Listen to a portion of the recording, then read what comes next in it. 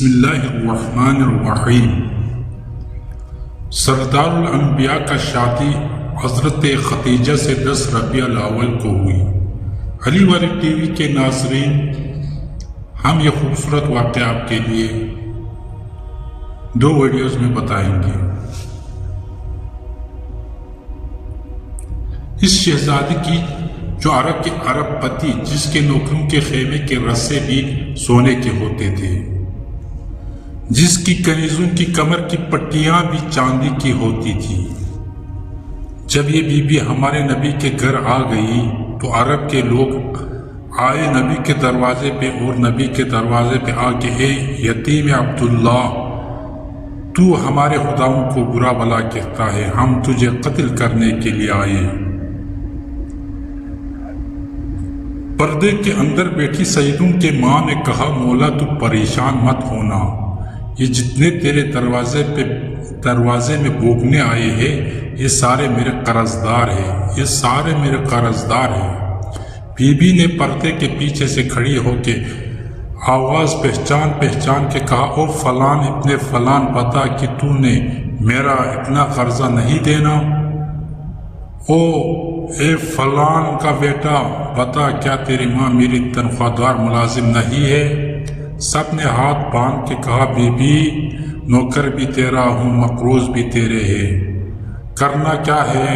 Be be نے کہا، تلوار کو رکھو اور میرے محمد کے کلمے پڑھتے جاؤ، قرضے ہم معاف کرتے، پڑھو کلمہ نبی کا۔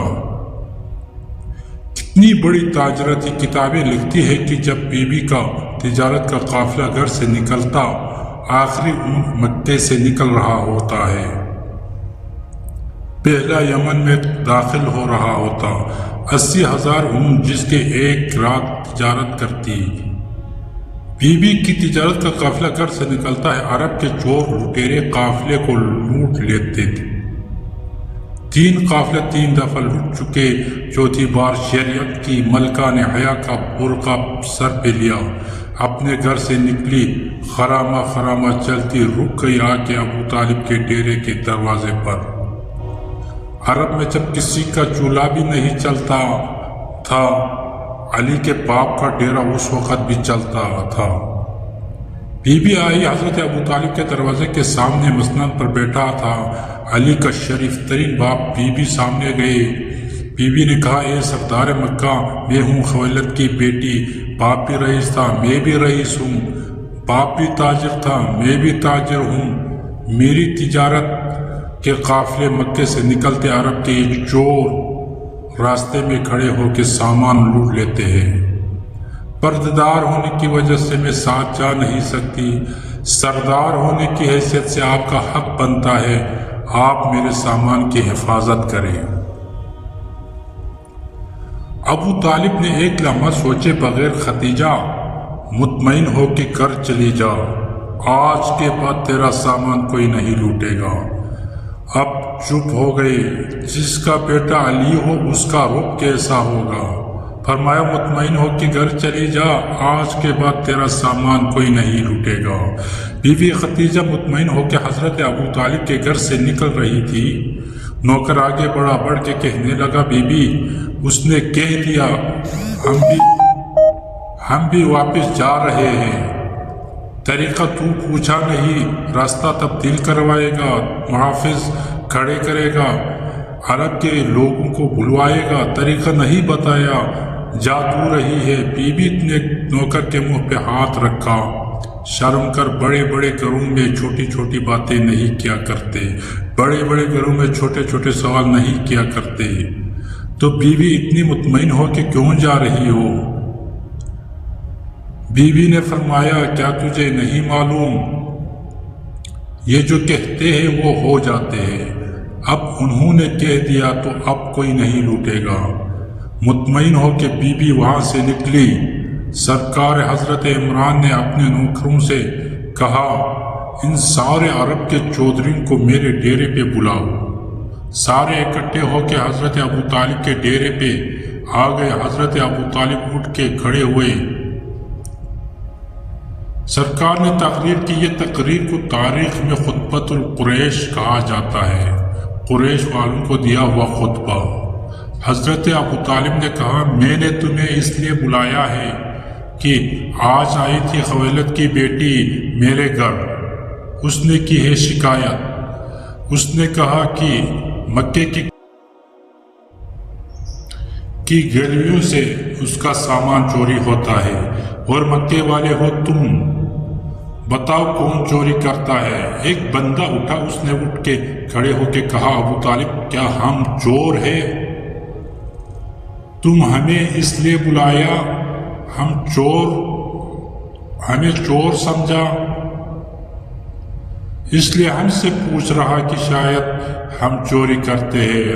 حضرت ابو طالب نے جو جملہ کہا، ایک طرف میں ساری زندگی حضرت ابو طالب کے جملے کو چومتا رہا، جملہ کا حق پھر بھی ادا نہیں ہوتا۔ جس کا بیٹا بولے تو نہج البلاغہ بنے، اس کا باپ کتنا فصیح و بلیغ ہوگا۔ حضرت عمران نے کہا میں تمہیں گھر بلا کے سمجھا رہا ہوں، عورت کے قافلے لوٹنا کوئی مردانگی نہیں، کیا کہنے ابو طالب تیرے جملے کا؟ حضرت ابو طالب نے کہا کما کر کھایا کرے، القاسم حبیب اللہ۔ ابو طالب نے جملہ پہلے کہہ دیا اور خدا نے بعد میں قرآن کی آیتیں بنا کے بھیج دی۔ بندہ اٹھ کر اس نے کہا ابو طالب مشورے کا شکریہ، کاروبار بتا کیا کریں؟ کیا ہے عرب میں پہاڑ ہی پہاڑ ہے، مکے میں پتھر بیچے؟ حضرت ابو طالب نے کہا تم مجھے پہلے کیوں نہیں بتایا کہ تمہارے پاس کاروبار کرنے کا طریقہ نہیں؟ راستہ میں بتاؤں؟ علم اقتصادیات، علم معاشیات، علم اکاؤنٹس کے قانون بنانے لگا علی کا باپ۔ حضرت عمران نے کہا میں تمہیں مشورہ دیتا ہوں، گھر جاؤ، جس کے گھر میں ایک اونٹ ہے وہ ایک اونٹ لے آئے، جس کے گھر ایک بکری ہے ایک بکری لے آئے، جس کے گھر میں ایک گھوڑا ہے وہ ایک گھوڑا لے آئے، جس کے گھر میں جو جنس پڑی ہے وہ جنس لے آئے، ختیجہ کے مال میں رکھ دو۔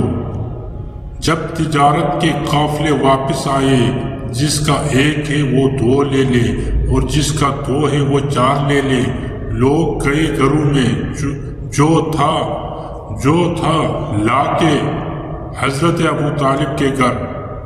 ابو طالب ایک بات سن، تو نے کہا ہم نے کیا ہے تیرے مشورے پہ عمل، سامان لے آیا ہے تیرے گھر، دگنا لینا تجھ سے۔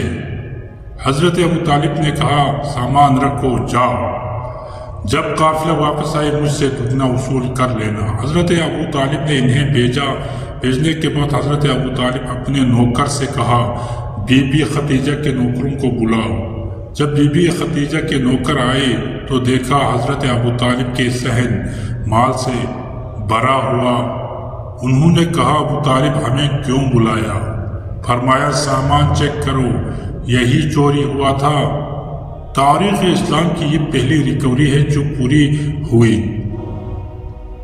چور اپنے ہاتھوں سے سامان چھوڑ کے چلے گئے۔ انہوں نے کہا ابو طالب یہ کہاں سے ملا؟ ابو طالب نے کہا کہ یہ نہ پوچھو کہاں سے ملا، سامان اٹھاؤ لے جاؤ، وہ جو کل شکایت لے کے آئی تھی اس سے جا کے کہہ دینا کہ جب تجارت کے قافلے واپس آئے اس مال کا کوئی صدقہ نکال کے دینا۔ اب سامان چلا گیا۔ بی بی خدیجہ کا تجارت کا قافلہ گھر سے نکلا۔ اگلی رات جب تجارت کا قافلہ گھر سے نکلا منظر تبدیل ہو گیا۔ چور محافظ ہو گئے، لٹیرے پہرے دار ہو گئے، قافلے کے آگے چل کے کہہ رہے راستہ چھوڑو، ہمارا مال آ رہا ہے، ہم بھی رات سے بزنس مین ہو گئے، اب ہمارے بھی تجارت ہوگی۔ تجارت کا قافلہ جا رہا۔ اب انہوں نے جہاں سے لوٹا کرتے تھے وہیں سے گزار رہے تھے۔ ریڈ زون ایریا کلیئر کروایا، تجارت کا قافلہ حفاظت کے ساتھ پہنچایا۔ بیوی خدیجہ کے نوکر چپ، اب یہ کام کیوں کر رہے ہیں؟ یہ خود ہی بوریاں اٹھا کے خود رکھ رہے۔ ایک رات میں چور محنتی ہو گیا۔ تاریخ طبری کہتے ہیں 80,000 طلائی سونے کے دینار پہلے سے زیادہ پروفٹ ہوئی۔ 80,000 لے کے بی بی خدیجہ کو جب نوکروں نے آ کے حساب دیا، بی بی قافلہ کو کوئی نہیں لٹایا۔ یہ پہلے سے زیادہ معاوضہ تھا۔ بی بی نے 80,000 طلائی دینار اپنے برقعے میں لیا، 80,000 طلائی دینار اپنے چادر میں لے کے کائنات کی پہلی خمس دینے والی عورت سیدوں کے دہلیز پہ گئی۔ سرکار حضرت عمران کا شکریہ ادا کیا۔ جناب عمران کا شکریہ۔ حضرت عمران، آپ کے ایک فیصلے سے پورے مکے کا نظام ہی بدل گیا۔ میرا قافلہ کسی نے نہیں لٹائی، پہلے سے زیادہ منافع ہوا تو یہ میں آپ کی خدمت میں ہدیتاً پیش کرنے آئی ہوں۔ دور کون سا، لوگ ایک وقت کی روٹی کو ترس رہے تھے۔ 80,000 قدموں میں پڑا ہے۔ حضرت ابو طالب نے ایک دینار دیکھے، پھر بی بی کو دیکھا۔ تجھے کس نے کہا کہ ہم اجرت لے کے احسان کرتے ہیں، ہم لالچ میں احسان نہیں کرتے ہیں؟ اس نے کہا، اچھا اگر آپ پیسے لے کے لالچ میں احسان نہیں کرتے، پھر ہم بھی شرمندگی کی زندگی نہیں جیتے، پھر ہمیں بھی اچھا نہیں لگتا کہ کوئی محسن ہو اور ہم اس کا کوئی حق ادا نہ کر سکے۔ آخر رئیس یہ بھی ہے تو مزاج اس بی بی کا بھی کم نہیں۔ اب دونوں میں آپس میں ٹھن گئی۔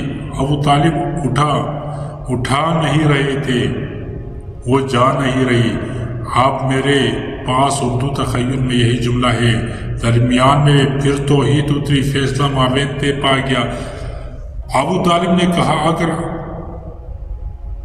کرنا چاہتی ہے پھر ایک کام کرتے، دینار نہیں چاہیے، جینا نہیں چاہیے، جائیداد نہیں چاہیے۔ بی بی نے کہا، حکم کر، کیا چاہیے؟ ابو طالب مسکرا کے کہہ دیا، بھتیجا میرا جوان ہو گیا ہے، میرے بڑے بھائی عبداللہ کا بیٹا ہے، نام اس کا محمد ہے، اگلا جو تیرا تجارت کا قافلہ جائے اس میں میرا محمد ساتھ رکھنا، ہم تمہیں بتائیں کہ ہم کون ہوتے ہیں۔ اگلی رات شریف ترین چاچا اپنے شریف ترین بھتیجے کو لے کے بی بی خدیجہ کے محل میں پہنچا۔